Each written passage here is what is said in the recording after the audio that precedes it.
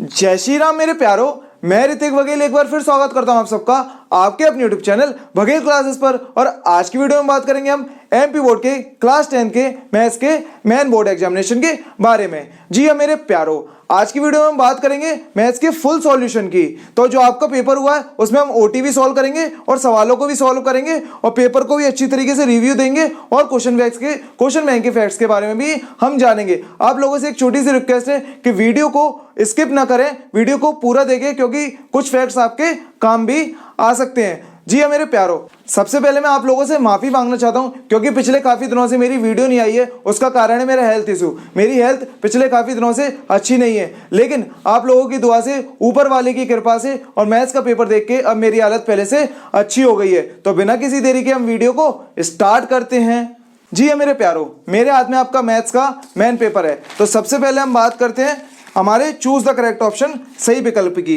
जी हाँ मेरे प्यारो, जो क्वेश्चन 1 है वो आपका क्या है, चूज द करेक्ट ऑप्शन सही विकल्प। तो उसके जो आंसर हैं, पहला जो आपका क्वेश्चन था वो आपसे क्या पूछा था कि HCF बताओ आप काय का 91 और 21 का। तो 91 और 21 का अगर हम LCM निकालेंगे तो क्या आएगा, 91 का आप करोगे तो जो आएगा 7 इंटू 13 और 21 का आप करोगे तो 3 इंटू 7। जो HCF आएगा वो आपका क्या आएगा 7। लेकिन इसमें 7 कोई ऑप्शन नहीं है। अगर आप कुछ भी लिख के आए होगे इसमें, चाहे 21 लिख के आए हो चाहे 91 लिख के आओगे, या आपको बोनस मिलना है अगर आपने इसको ट्राई करा होगा क्योंकि ये क्वेश्चन गलत है। अब सेकंड वाले की हम बात कर लेते हैं। सेकंड वाले में आपको समीकरण दिए हैं, इक्वेशन दिए हैं 2, x प्लस 2y प्लस 5 बराबर 0।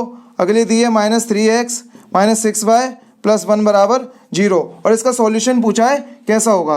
तो जी है मेरे प्यारो, a1 की वैल्यू देके तो 1, a2 की वैल्यू देके तो है हमारी 3 और v1 अपॉन v2 की वैल्यू देके तो जे भी आ रही है हमारी 2 अपॉन -6 यानी कि -1/3, ये भी -1/3 है। और c1 अपॉन c2 की वैल्यू देके तो जा रही है 5/1। तो आप यहाँ से देख रहे होगे a1 upon a2 is equal to v1 upon v2 but not equal to c1 upon c2।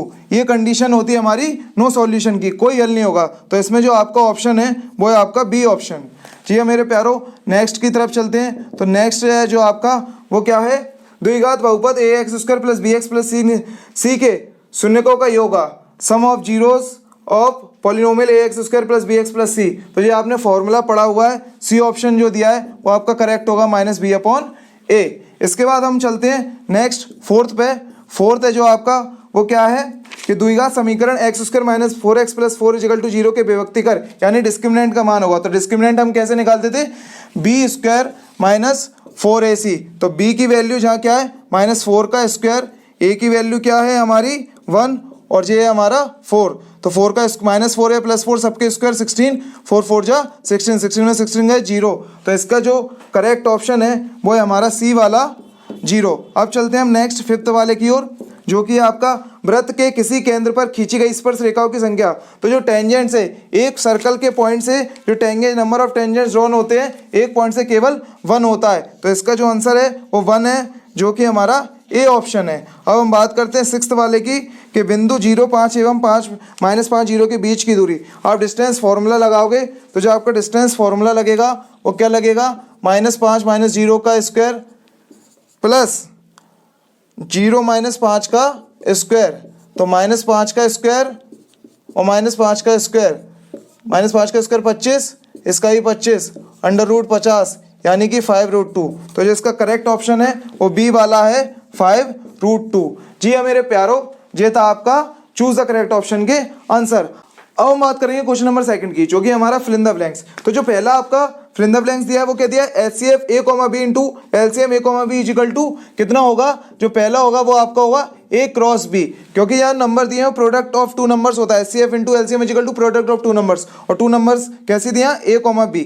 तो और जो सेकंड ऑप्शन है आपका वो क्या है, सेकंड ऑप्शन आपको सेकंड जो आपका फिल इन द ब्लैंक्स दिया है वो है in the equation x plus y equal to 8 if x equal to 3 then y equal to, समीकरण दिया है आपको, x का मान दिया है, x की वैल्यू दिया है, y का मान पूछा है। तो आपकी जो इक्वेशन दी है वो है x plus y equal to 8 दी है, जिसमें x की वैल्यू आपको 3 गिवन है। तो आप x की जगह 3 रखेंगे तो क्या आएगा, y की वैल्यू चाहिए, ये प्लस का उधर जाके माइनस का, 8 में से 3 गए, y इक्वल्स टू 5। जो आपका सेकंड ऑप्शन का सेकंड जो फ्लैप्स है उसका जो आंसर है वो है आपका 5। अब बात करते हैं हम तीसरे वाले की। तो तीसरा वाला आपसे क्या पूछ रहा है, polynomial of degree 3 is called, है ना, 3 घात वाले बहुपद क्या कहलाता है, त्रिघात, यानी कि क्यूबिक।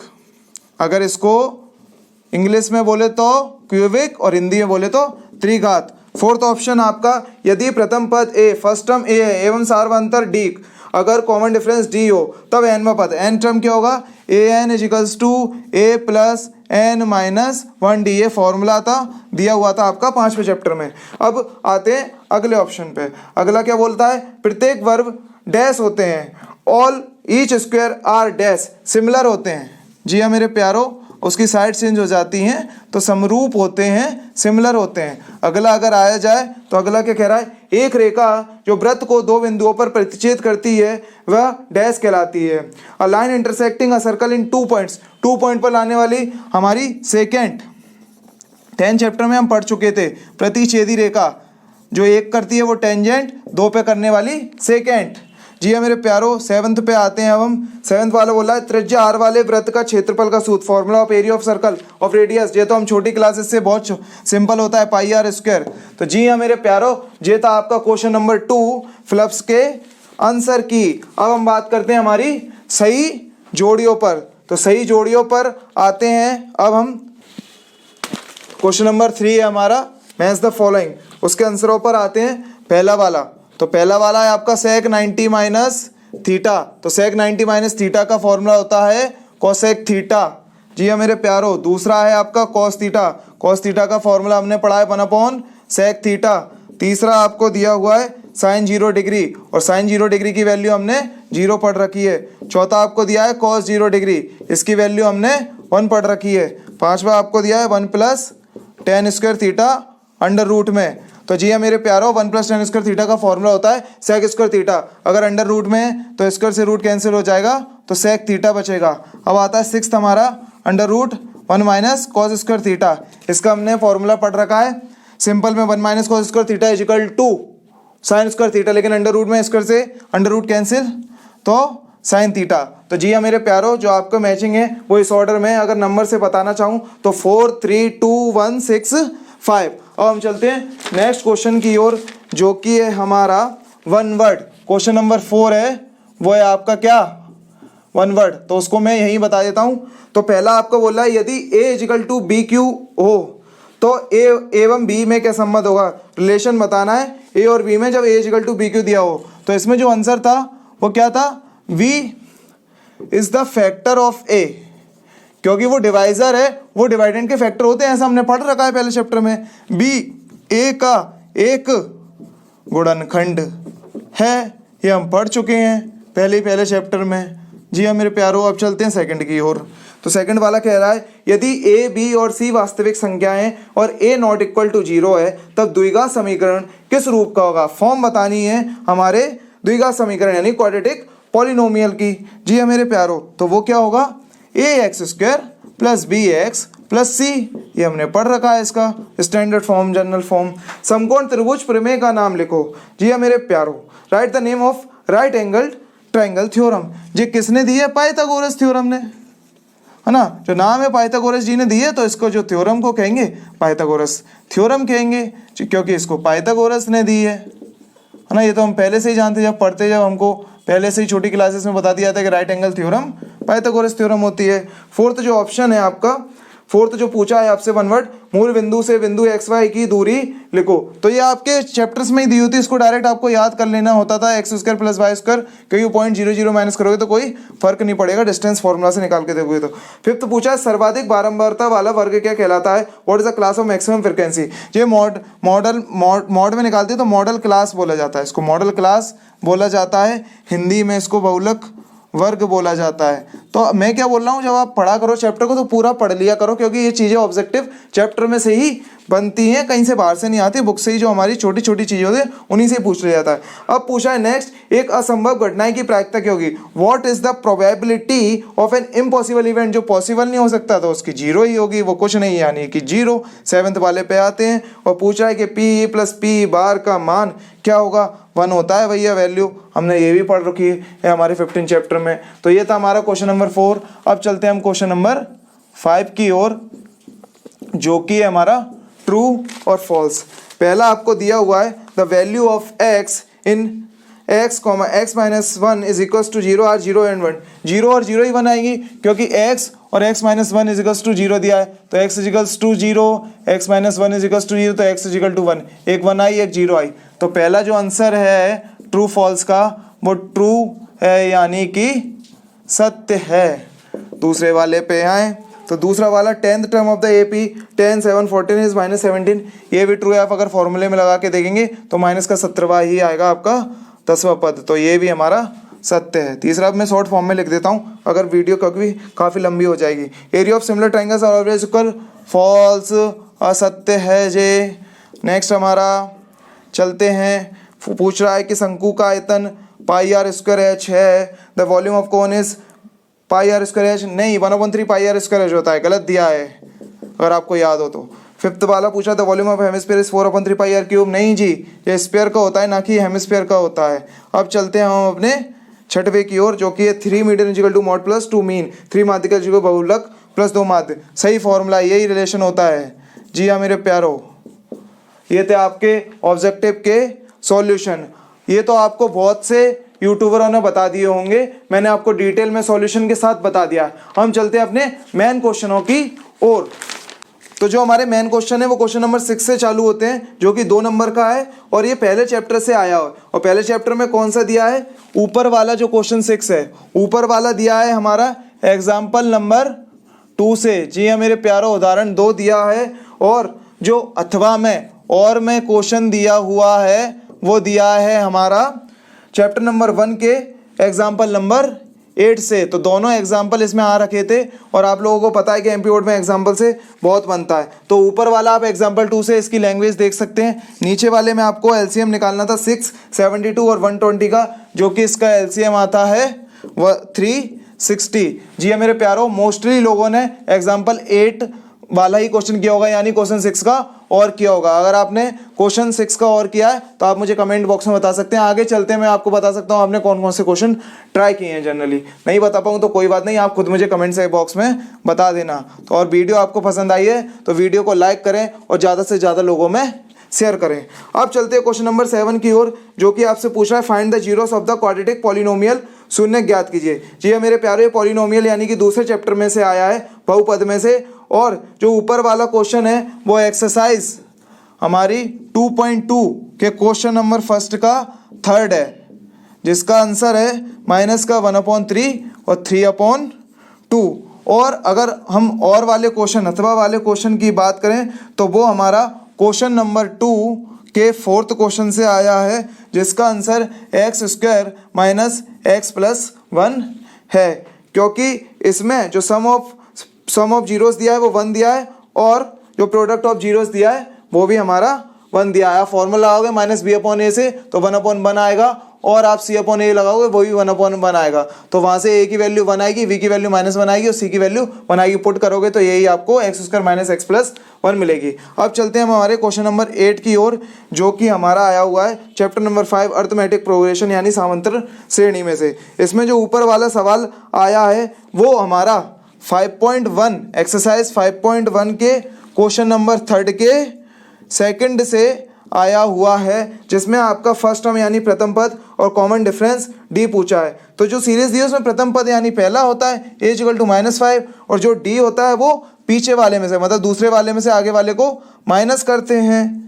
तो जो मेरे प्यारे भाइयों, -1 और माइनस प्लस, तो ये हो गया +4। तो a की वैल्यू -5 आएगी और d की वैल्यू 4 आएगी। अगर हम और के क्वेश्चन की बात करें तो वो कहाँ से आया है, और का क्वेश्चन आपका एग्जाम्पल नंबर 4 से आया है, जिसमें आपको नंबर ऑफ n टर्म्स पूछा है, यानी कि जो -81 है वो कौन सा टर्म होगा। तो जो टर्म्स होगा वो आपका 35th टर्म होगा। जो n की वैल्यू आएगी वो क्या आएगी, 35th टर्म इस सीरीज का माइनस का 81 होगा। अब चलते हैं हम क्वेश्चन नंबर 9 की ओर, जिसमें पूछा है आपको क्या कि जो फिगर दिए वो समरूप यानी सिमिलर हैं कि नहीं है। ए वाली में सिमिलर नहीं है, क्योंकि पहला जो दिया हुआ है वो रोम्बस दिया हुआ है और दूसरा दिया है वो स्क्वायर दिया हुआ है, क्लियर दिख रहा है ना। तो ये पहला वाला नो है और दूसरा वाला भी नो है, क्योंकि एक रेक्टेंगल दिया है और एक स्क्वायर दिया है। तो कैसे समरूप यानी सिमिलर हो सकते हैं। अब बात करते हैं क्वेश्चन नंबर 9 के और की। तो और में जो क्वेश्चन था वो क्या था कि आपको ये फ्लक्स पूछ लिया है और ये आपका दिया हुआ था। तो इक्वल्स उनके कॉरस्पॉन्डिंग इक्वल एंगल इक्वल होने चाहिए और उनकी साइड्स क्या होनी चाहिए, प्रोपोर्शनल। पहले में इक्वल आएगा, दूसरे में प्रोपोर्शनल आएगा। तो क्वेश्चन नंबर 9 आपका बहुत ही हद से ज़्यादा सिंपल आया हुआ था। अब हम बात करते हैं क्वेश्चन नंबर 10 की। तो क्वेश्चन नंबर 10 जो है वो हमारा कहाँ से आ रखा है, हमारा एक्सरसाइज 7.2 के क्वेश्चन नंबर फर्स्ट से आ रखा है, जिसका आंसर पूछ रहा है किस कोऑर्डिनेट्स में इसको डिवाइड करेगा। तो वो क्या कोऑर्डिनेट में 1,3 में। जब आप सेक्शन फॉर्मूला लगाओगे m1x2 plus m2x1 upon m1 plus m2 m1/2 plus m2/1 upon m1 plus m2 से अगर लगाओगे, रेशियो दे रखे m1 m2 होते हैं, 1/1,3 आएगा। अब हम बात करते हैं और के क्वेश्चन की।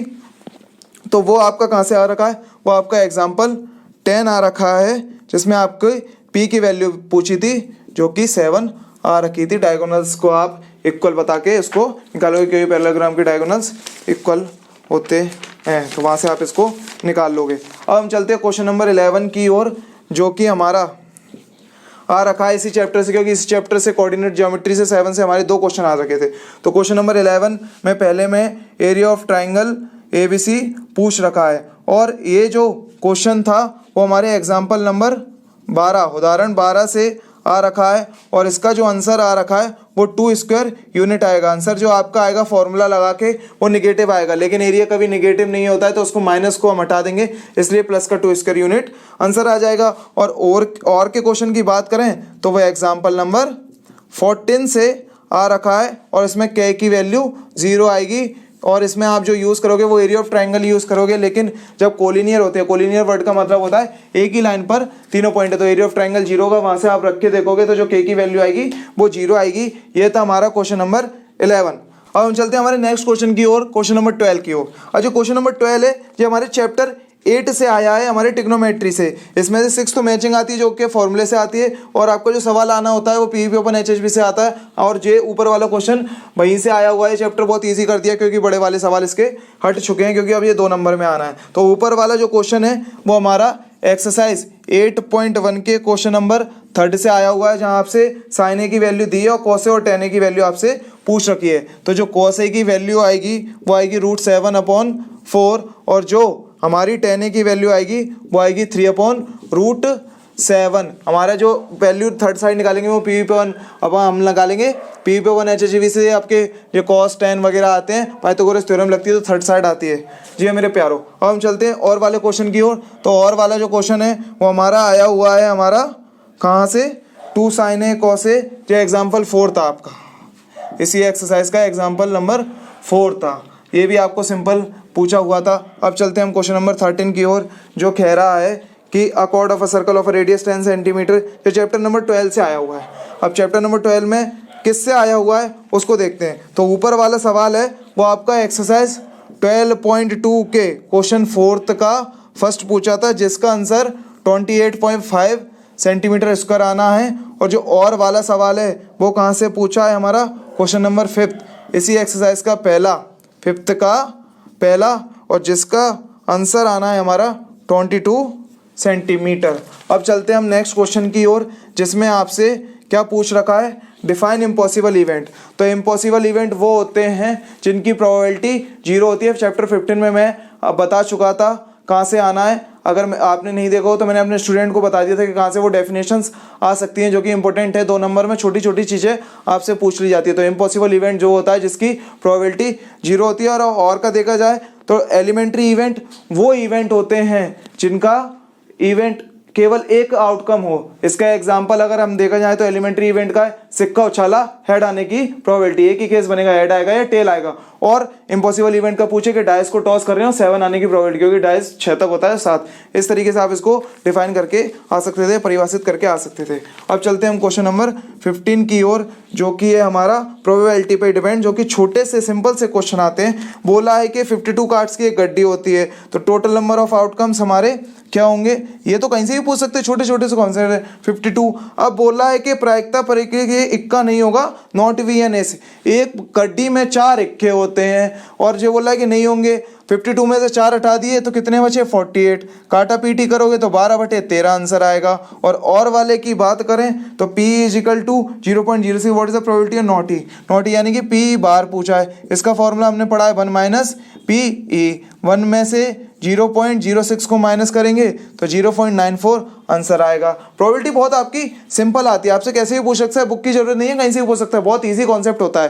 अब हम चलते हैं, ये जहाँ तक थे हमारे 2 नंबर के क्वेश्चन। अब हम चलते हैं 3 नंबर के क्वेश्चनों की ओर, जो कि हमारा पहला जो क्वेश्चन है वो आ रखा है हमारा चैप्टर नंबर 4 क्वाड्रेटिक इक्वेशन से, जो कि क्वेश्चन नंबर 16 है आपके पेपर में। इसमें जो ऊपर का क्वेश्चन है वो कहाँ से आया है, एक्सरसाइज 4.2 के क्वेश्चन फर्स्ट का सेकंड पूछा है आपसे। रूट्स, जो आपसे इसके रूट्स पूछे हैं, जो इसके रूट्स आएंगे वो -2 और 3/2 आए होंगे। बहुत सिंपल क्वेश्चन था, इंपॉर्टेंट भी था, आपने आसानी से इसको कर लिया होगा। और इसके अगर हम और की बात करें तो और वाला जो क्वेश्चन आया है वो 4.4 में से आया हुआ है, जो कि क्वेश्चन फर्स्ट का पहले ही पूछ लिया है। और इसमें पूछा है इसका नेचर बताइए, तो नेचर इसका नो रियल रूट्स आएगा।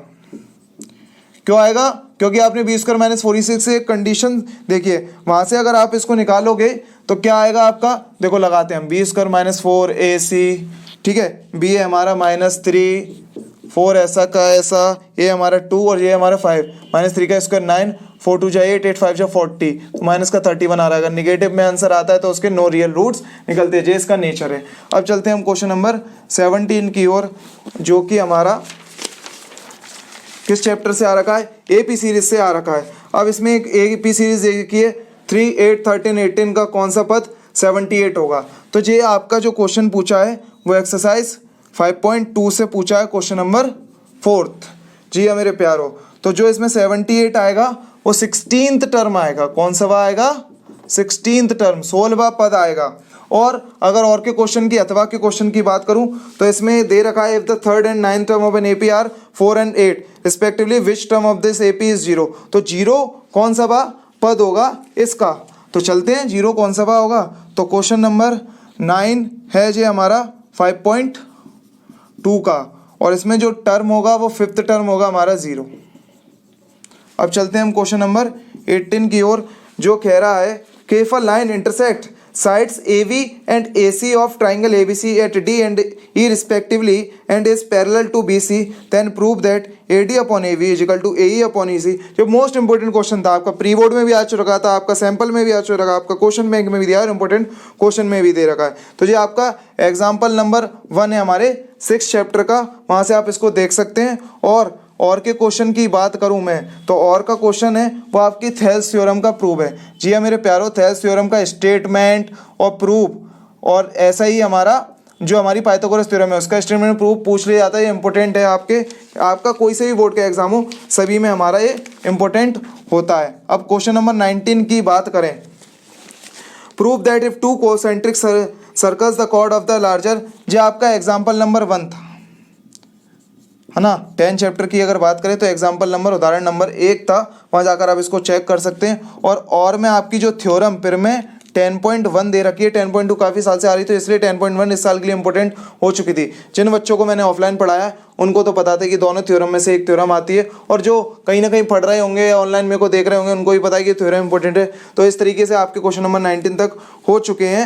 अब हम चलते हैं हमारे लास्ट पोर्शन की ओर, जो कि हमारे 4 नंबर के क्वेश्चन, जो कि आपके question number 20 board exam paper में क्वेश्चन नंबर 20 से स्टार्ट हुए हैं। तो क्वेश्चन नंबर 20 में आपसे मोस्ट इंपोर्टेंट, आपको जब भी 10th क्लास पढ़ाई जाती है तो सबसे पहले आपको विलोपन विधि और प्रतिस्थापन विधि यानी कि एलिमिनेशन मेथड और सब्स्टिट्यूशन मेथड सिखाया जाता है। ऊपर वाला बुक में तो मेरे को कहीं नहीं मिला, लेकिन उसके आंसर आप जानते हो बहुत ईजी है, x = 2 y = 4। और जो और का क्वेश्चन आया है वो आपका आया है एक्सरसाइज 3.4 के क्वेश्चन फर्स्ट से, जहाँ आपको एलिमिनेशन और सब्स्टिट्यूशन दोनों मेथड से इस इक्वेशन को सॉल्व करना था। जहाँ आपकी x की वैल्यू आई थी वो 19/5 आएगी और y की जो वैल्यू आएगी वो 6/5 आएगी। अब हम चलते हैं क्वेश्चन नंबर 21 की ओर, जो कि आपका कंस्ट्रक्शन है चैप्टर नंबर 11, और जो पहला सवाल है वो आपका आया हुआ है क्वेश्चन नंबर 2 से एक्सरसाइज 11.1 के, और वाला क्वेश्चन आपका